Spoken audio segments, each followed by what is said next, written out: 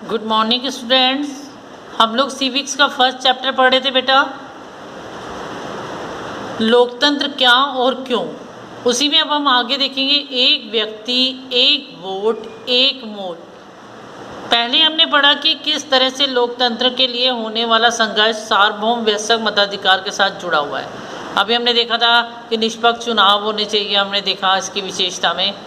अब इस सिद्धांत में लगभग पूरी दुनिया ने मान लिया, पर किसी व्यक्ति को मतदान के समान अधिकार से वंचित करने का उदाहरण भी कम नहीं है। उन्होंने कहा कि हम किसी को भी मताधिकार से वंचित नहीं रख सकते। 2015 तक सऊदी अरब में औरतों को वोट देने का अधिकार नहीं था।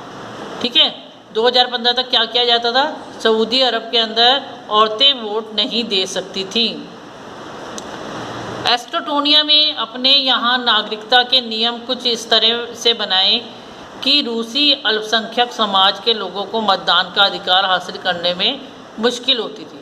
अब उन्होंने कहा एस्टोनिया ने किस तरीके से, सऊदी अरब ने तो कह दिया औरतें नहीं देंगी। एस्टोनिया ने क्या करा? उन्होंने कह दिया जो अल्पसंख्यक लोग हैं वो मतदान नहीं करेंगे। बड़ी मुश्किल से वो लोग इस अधिकार लेते थे वोट डालने का। फिजी की चुनाव प्रणाली में वहाँ के मूल वासियों के वोट का महत्व भारतीय मूल के फिजी नागरिकों के वोट से ज़्यादा था। अब उन्होंने कहा कि फिजी में क्या करा, अगर भारतीय वहाँ के लोग वोट डालेंगे तो उसकी मूल्य ज़्यादा माना जाएगा, और अगर वहाँ भारतीय मूल के फिजी वोट डालते हैं तो उनकी अहमियत कम होगी। लोकतंत्र राजनीतिक समानता के बुनियादी सिद्धांत पर आधारित है। इस प्रकार हम लोकतंत्र की तीसरी विशेषता को जान लेते हैं। लोकतंत्र में हर वयस्क नागरिक का एक वोट होना चाहिए और हर वोट का एक समान मूल्य होना चाहिए। उन्होंने कहा कि अब क्या है, अगर हम लोकतंत्र चाहते हैं असली मायने में तो क्या होना चाहिए? हर व्यक्ति का एक ही वोट हो और उसका एक ही मूल्य हो, चाहे वो उसे अमीर दे चाहे गरीब दे, किसी भी जाति धर्म का दे, उसका मूल्य एक समान होना चाहिए। कानून का राज और अधिकारों का आदर। जिम्बाब्वे को 1980 में अल्पसंख्यक गोरे लोगों के शासन से मुक्ति मिली। जिम्बाब्वे कब मुक्त हुआ, कब स्वतंत्र हुआ? 1980 में। उसके बाद देश पर जानू पीएफ दल का राज है, जिसने देश के स्वतंत्रता संघर्ष की अगुवाई की थी। इसके नेता रॉबर्ट मुगाबे आज़ादी के बाद से ही शासन कर रहे हैं। चुनाव नियमित रूप से होते थे और सदा जानू पीएफ दल की ही जीतता था। राष्ट्रपति मुगाबे कम लोकप्रिय नहीं थे, पर वे चुनाव में गलत तरीके भी अपनाते थे।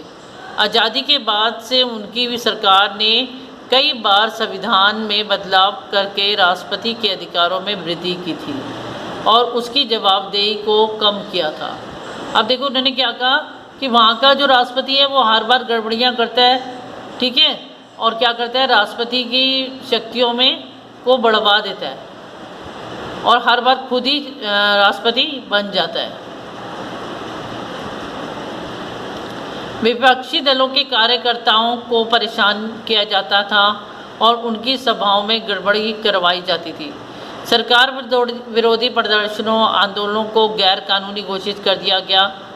एक ऐसा कानून भी था जो राष्ट्रपति की आलोचना के अधिकारों को सीमित करता था।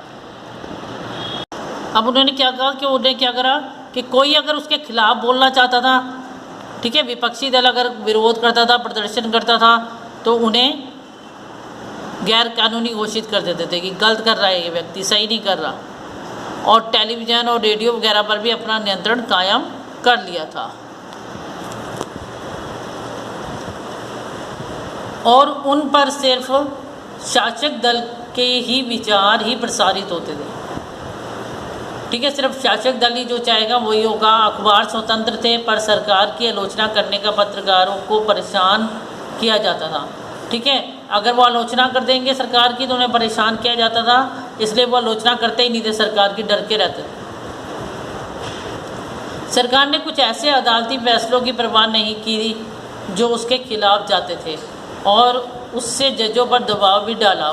2017 में मुआफ़ी के राष्ट्रपति को पद से डालना शुरू कर दिया और 2017 में मुआफ़ी को राष्ट्रपति के पद से हटा दिया गया।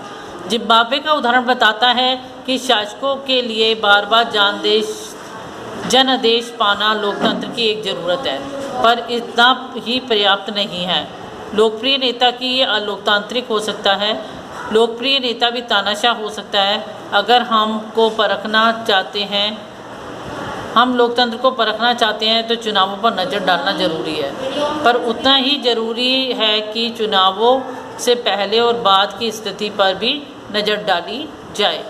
चुनावों के पहले सत्ता पक्ष के विरोधी समूहों में के कामकाज समेत सभी तरह की राजनीतिक गतिविधियों के लिए पर्याप्त गुंजाइश रहनी चाहिए।